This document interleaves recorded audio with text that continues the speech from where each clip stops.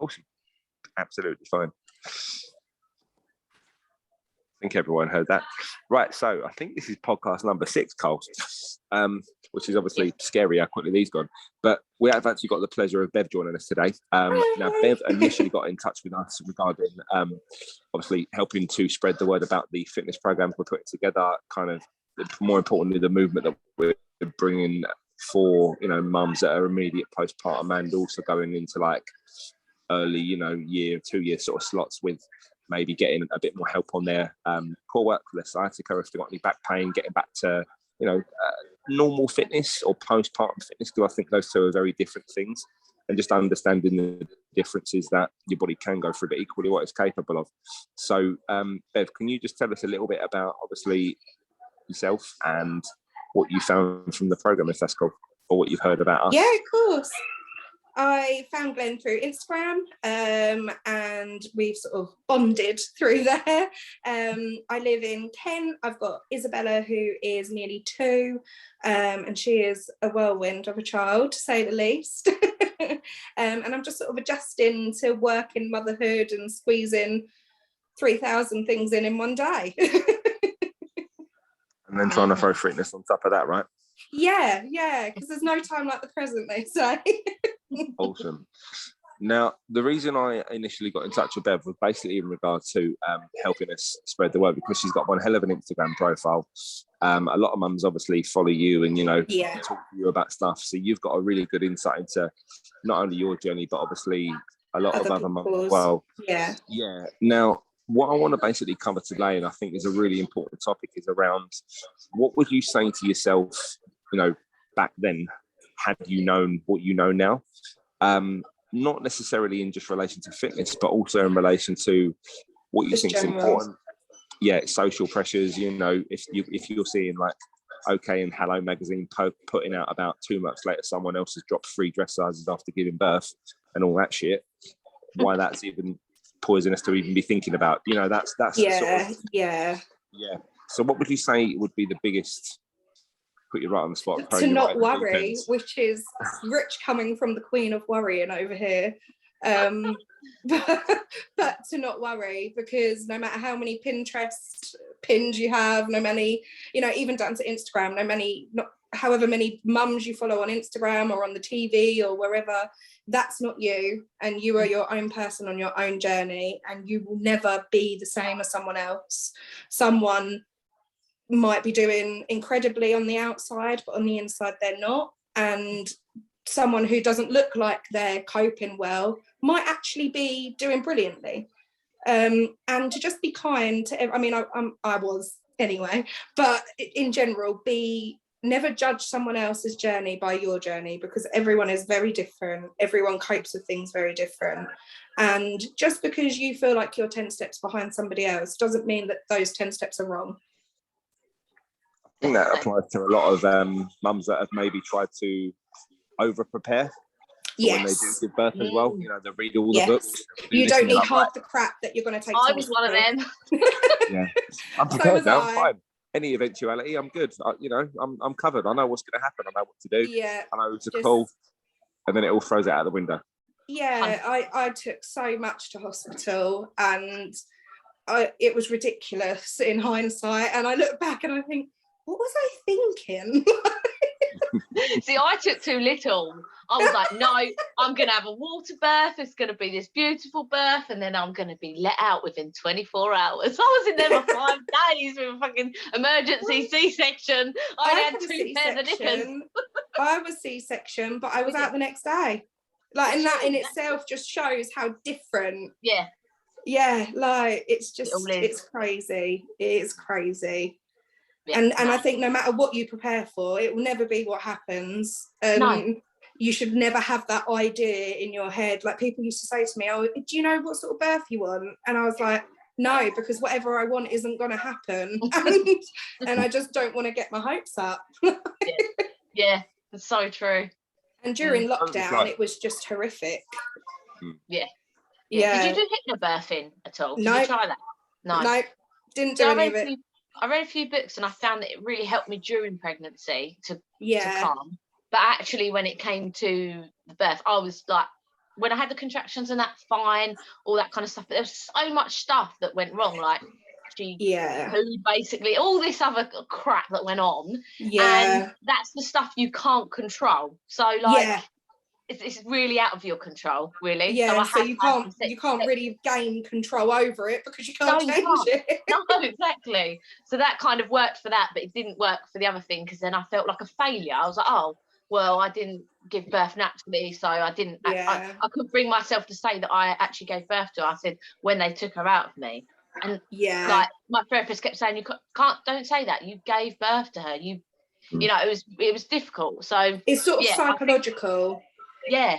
I think that's a really important thing as well, where you've both just briefly touched on it, but kind of it's a worry about not having control and trying to give yourself the illusion of control.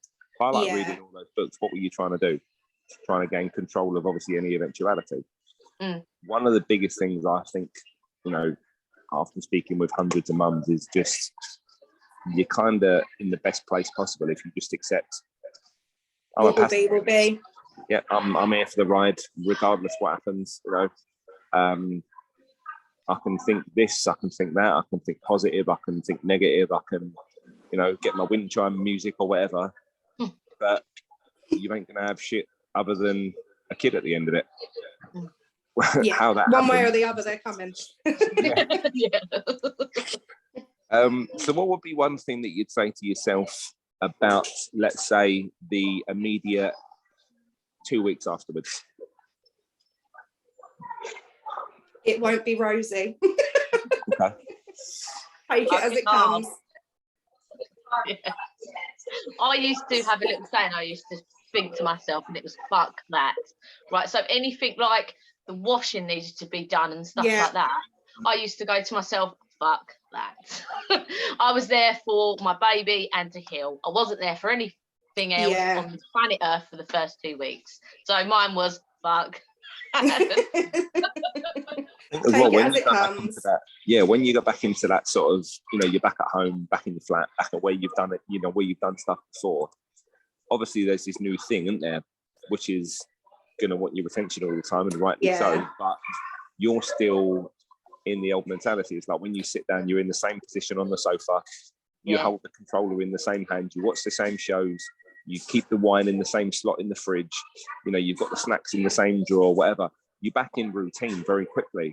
But the baby's just going to basically come along and go, rock your world. Their little fingers could move.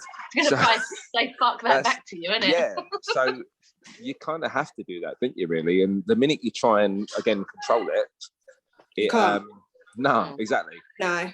And the more you allow yourself to get frustrated with that, the worse it's going to be.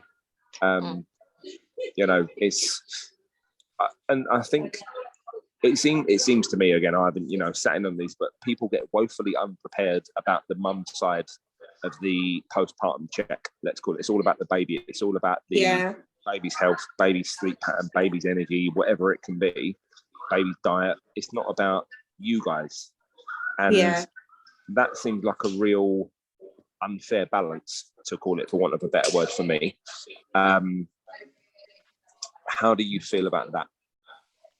The check, it is right. You know, all they do really, I mean, if you have a C-section, they check your scar. If you have a natural birth, they check your stitches if you've had them. And that's really pretty much kick out the door. Off you go, you're on your own. And there was, I think, in the time Isabella has been born alive in the world, we saw a health visitor in our house once. And that was 7 days after she was born. Same, yeah. And, you know, that's shocking. You know, we didn't breastfeed, and I wanted to, and with all the will in the world, I tried. We had a tongue tie revision done. We had all sorts, and there was just no support. And also what it does to you mentally, giving birth and then trying to breastfeed, not breastfeeding, bottle feeding, whatever. It is all so mentally taxing. And even now, sometimes when people talk about it, I get upset because we couldn't do that. And I'm like, she's great, she's healthy, she's happy, but I didn't get to do that. And I think if I'd had a bit more support, I wouldn't beat myself up so much about it. But as a first-time mum, it's hard. Yeah, I totally get that. And I feel like, so I don't know if you know, but I work in a hospital. I'm a maternity care assistant, and that, what you said there, makes me feel so sad, because our job, we do help with breastfeeding, and you know, if mums want to breastfeed, we advise them to stay in for as long as they want. But with COVID, I feel like everything, I don't know about you, Bev, but giving birth through COVID has been shit. Oh, and it was awful. support hasn't been there as what it used to be. Like when I first started work, it was like there was a lot of support for mums, there was a lot of support for breastfeeding, for anything you wanted to do, but it's just slipped. But I mean, the staffing is just such a massive issue, but you know, that's not an excuse. Like, it needs to be seen and dealt with, you know. But that makes me so sad to think that, you know, another mum has felt like that and has gone through that feeling of like, oh, you just feel like I breastfed for 3 months, but then I got really, really ill. I got, and then I was just so poorly for like weeks. And I couldn't do it anymore. And then I felt bad, because I was like, God, I've given up. And you know, it's mad. But yeah, that's so awful that I like that you felt like that and you've not had that support. And I think through COVID, it's just been terrible for mums as well. Just been worse. Has. It's just, it's been an awful time to have a baby. Why did we do it? Why now? What would you guys sort of say to people that, again, that's obviously why you're locked indoors, isn't it? They've got to think of something to do. That's why there's lots more babies that came along. Don't have a baby in a pandemic. That's what I'd say. just keep to the Netflix bit. Don't have the find something else to do. Yeah. Go outside, go for a walk, get a puppy. So what would you say to the people that have obviously not gone through that, but you know what I mean? Like, if there isn't the support that they maybe feel like they should be getting but need, where would you recommend that they start looking? Because obviously if they're listening to this, they're going to be thinking maybe about that, you know, maybe they're absolutely fine, but I think a few of the ones that are obviously going to listen to this probably are going to be looking. And this is what I like about our group, to be honest, Carly. Like, there's a lot of mums in there that obviously once you share, they'll be like, yeah, okay, me too. And that actually starts to break down the I hate calling it snowflake mentality, but it's like every snowflake's obviously individual. It's like, oh yeah, but mine's slightly different. But a lot of it's going to be the same. And the more you can kind of talk about it with other people, get a bit of relevance, get a bit of support on that. If they don't have that going on right now, where would you guys sort of recommend that they started? I'd like to say a health visitor, but mine was awful. I would say Facebook. I know that local to me, we have like a mummies Facebook group, which has got thousands of people, or even just breastfeeding Facebook groups in general. There's normally a lot of people on there that if they can't give you someone that can help, they will point you in the direction where you can find someone to help. Wicked. Yeah. Okay. And I would say as well, like, annoy the fuck out of your health visitor as well. So they gave me this number. I don't know if they did for you, Bev, but they gave me this number, and it was like, you can text them or you can call them and they'll call you back. And I just used to annoy them. I just used to be like, I don't care, I'm just going to keep ringing up, and until the problem is solved. But it's sad that we have to do that, and we have to keep ringing and ringing. It should be just like, okay, I'm going to help you straight away kind of thing. But you know, you do feel exhausted from it, and you do think, but I would say just keep annoying them. yeah, definitely. Yeah. And have you guys heard of any sort of like charities or maybe call lines or anything like? Because obviously I know there's like Samaritans. I know you've got like NCT. I know you've got Mumsnet, but like there was a mums one I found the other day. I think it's called Pandas. And that's like a postnatal helpline you can call. It's not obviously breastfeeding based, but it's about everything postpartum. I'll try and find the link and put it in the description. I found them on Instagram. So I think their Instagram's Pandas UK, I think.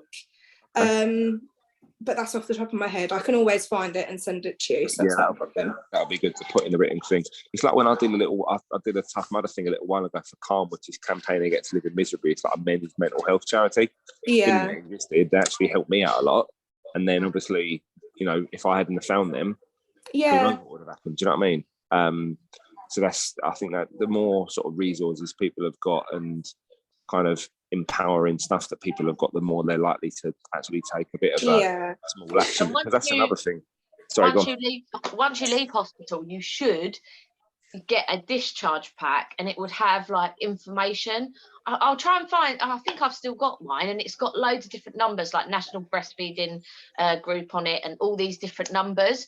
You should get them back. I'm thinking, I don't think I ever saw a pack. I'm saying should. You should get these packs, and they give you like the information in. I'll see if I can find mine. I'm not sure. Even if I didn't, I've probably got some from my work anyway, so I can hook you up. Yeah.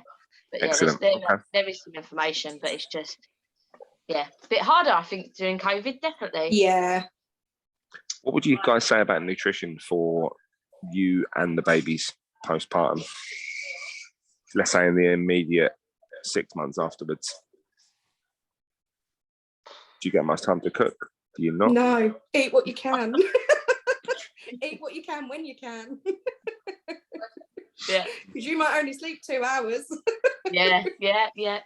I would say get your husband involved, or your partner, whoever you've got the baby with. Get them to just, even if it's meal preps, like Dave always used to say to me, I'll make some pasta, put it in the fridge, babe, that's your lunch. Like, just get someone to help you out, because it is, as Bev said, you might have 2 hours bloody sleep, and then like you're not going to want to stand there and cook a gorgeous meal, or even make a salad sometimes, like you can't be bothered. So it's like get people to help you out. I think it's definitely and even like down to friends. If friends say, oh, I'm making lasagna, ask them. Just don't be afraid to say, can you do me a dish, or can you make some extras? Just call on the help where you can get it, because it takes a village. I think kind of tying those two together would be really good, actually. So obviously with those Facebook groups, and with the, if there's more local family groups or family centers or whatever, I think I've heard of, this is just a personal training thing I've done with people before, but if it was like sisters that were training together, I'd get one of them to do a meal prep for each other, if that makes sense. Yeah. So like I'd make dinner for her, and then she'd make dinner for me. So I've then got maybe chicken fajitas made, she made spag bowl, and I can have a bit of that. But even so, obviously I'm thinking more for like the single mums that aren't, with the partners or whatever else, because obviously they're not going to have, maybe their mum lives halfway up the country. So, there'll be the more, again, I suppose it comes down to the more support structure you've got, it's divide and conquer, innit? You can even if it's friends, neighbours, people will help. You just have to ask for it, and that sometimes as a mum is the biggest part, is saying, can you help me? Because society makes you believe that you've got to do everything yourself, and that you're superwoman, and that you can, tap dance while having a baby on your head and walking the dog at the same time, and that's not possible. And just sometimes putting your hand up and saying, help me, is the only way people know you need help. We said on a previous podcast before, it was about like mum's responsibilities are holding down a full-time job and being a nutritionist and looking after the kids and changing them and birthing them and making sure the cupboards are stocked, and then doing this and still going back to being a wife or a girlfriend. Dad's responsibilities are basically not fuck off. Yeah. Get yourself up to work. The unbalanced seesaw. So I think, and the other thing I mentioned as well, on the flip side, I make a running joke of it with some mums that are like, when they're like kids are 2, 3, 4, 5, there's only so long they can call it baby weight again. But when you're in the immediate, let's say 6 months after, rightly so, don't give a shit about what your fitness is like, your size is like, because such a small segment.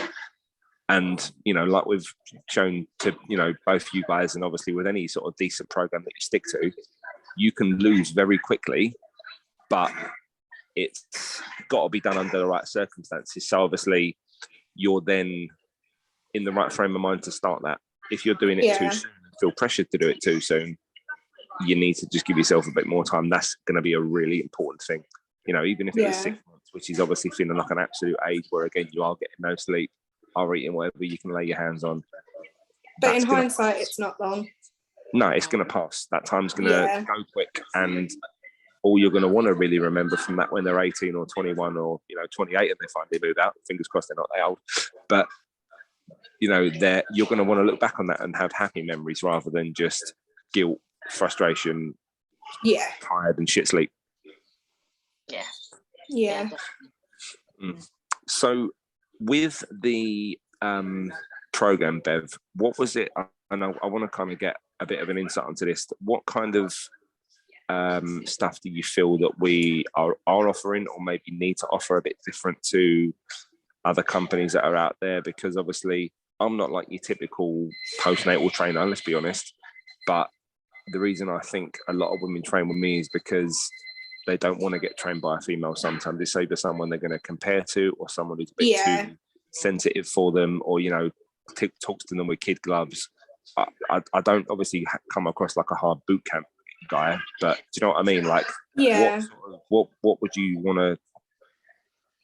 What attracted you to kind of us and the? I think the fact that you are aimed at postnatal mums is a huge thing, because, like you said, a lot of women after having a baby do struggle with confidence and feeling comfortable and feeling, you know, vulnerable, because it is being vulnerable and being honest about your vulnerabilities to someone that, like you said, you are going to compare yourself to. And I think that's nice with you guys, because there isn't that. You don't feel the need to be like, and I think that's also what's nice about doing it at home, is that you've not got that like peer pressure of the girl over there that has had a baby 3 months ago and is back in her size 4s, like, because there's always going to be them. Then they're not going to, you know, they're not going to disappear off the face of the earth, and bloody good on them. But not everybody's like that, and it can be very detrimental to someone's mental health when they compare themselves. Yeah, it's something they can't control, isn't it? Yeah, touching on what you said, Bev, about it's no good doing it at home, I think you hit the nail on the head, because I remember when I went back to the gym, I was like, oh, I need to like get back to the gym, not just for my body but for my headspace.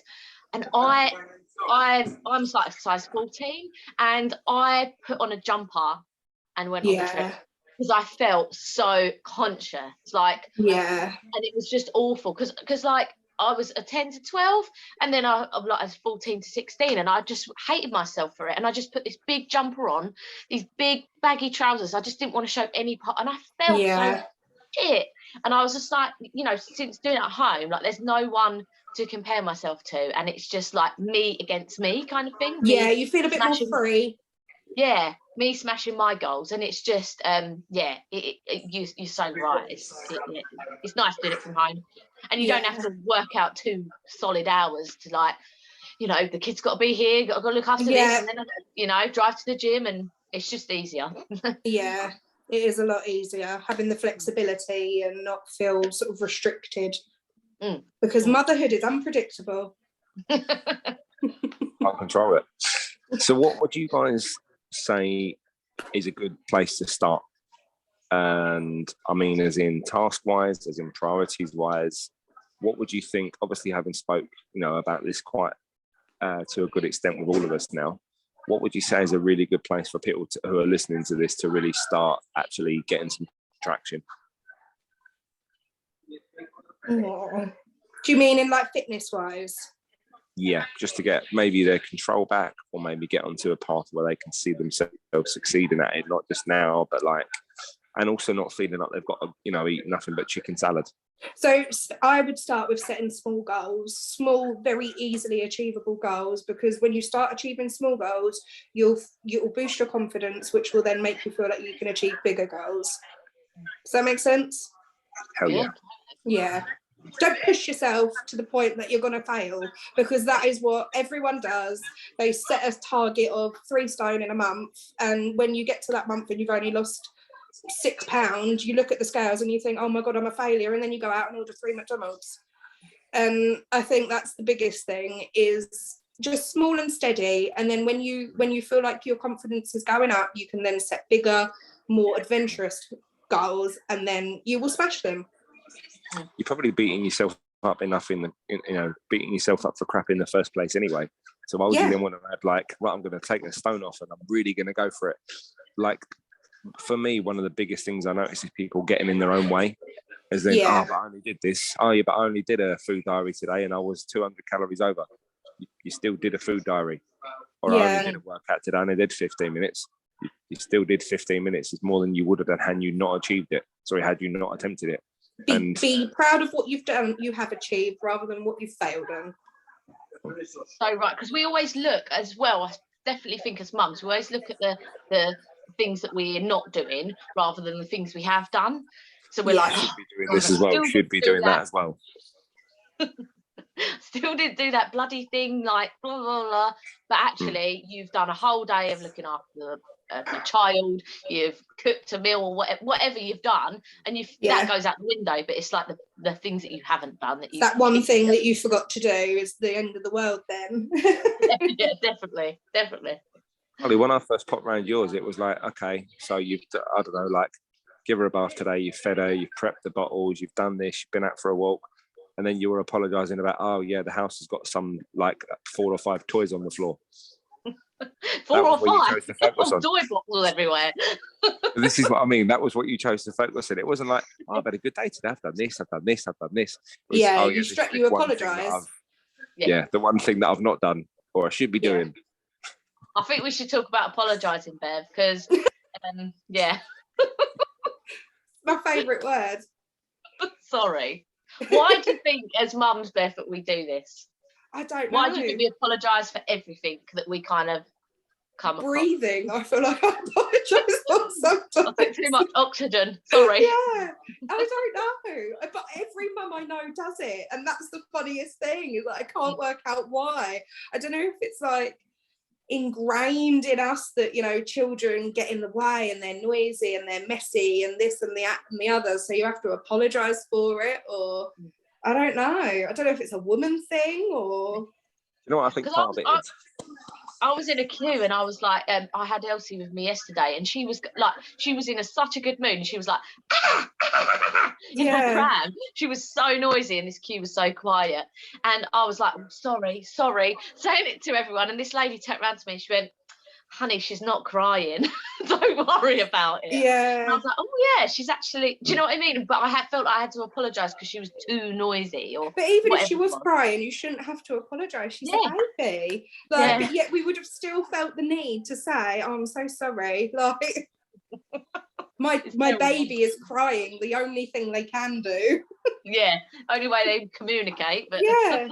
I think part of that is obviously coming down to your natural ability to kind of accept where you are right now as well. It's like everyone's got pissed off at a kid on a flight or, you know, in a cinema and they're not quieting down or anything like that as well. You're having flashbacks and panics probably about, oh, well, maybe someone's going to say that about my kid, or thinking that. So obviously, because they're you now, you know, essentially they're part of you and your responsibility. I think it needs to be a bit of inner work done on just accepting. It's a bit like society's expectations. Yep. What you expect society to expect, because obviously there's no one holding the gun to your head to ask you to apologise, yet they feel that it's like saying please and thank you. You know, some people when they're complaining will still say thank you or still leave a tip. Like, that's entirely your choice. Albeit it can be a really strong pull to do it, yet you know, it's a bit of inner work to say to maybe you haven't fully accepted it for yourself that you don't need to apologise for who you are right now. You have changed the person, and like it or lump it, obviously you're going to change people in your life. You know, how many friends have you lost since you can't go out and party every weekend now? It's the same sort of thing. You maybe need to say goodbye to parts of yourself that you simply aren't going to be able to access for, you know, till you're 40 now and the kids move out or whatever it might be. Do you know what I'm saying? But the fully acceptance of that has to happen before anyone else can as well. Yeah, for sure. Right. Well, I'm going to call it a day there. But I think we've covered an absolute fuck ton. That's the technical term. So, yeah, thank you so much for joining us today, Bill. I really enjoyed that. No, it's no problem. Very insightful. Thank you, Ben. On the next one, I think we're going to cover common problems for each stage of pregnancy, like trimester 1, 2, and 3, and sort of contraindications about what exercises to do, not to do, and where to kind of look on, you know, for support on those. So that should be a good one. So keep my look out for that. Thank you for listening today. Again, any comments, questions you've got or anything about this, please put them in the comment section below. And we'll also annoy Bev to find that Panda stuff that she said about, so people could have a look at that as well. Yes, I'll find it in a minute. Thank you. Give Bev a follow, mums, because she's got some great content on her Instagram and stuff. Thank you. So, Give I'll put that in the I'll put that in the section as well. See, that's how you can tell it's the first time I've had someone on it. Carly reminded it of me. Awesome. Thanks for today, guys. Thank you.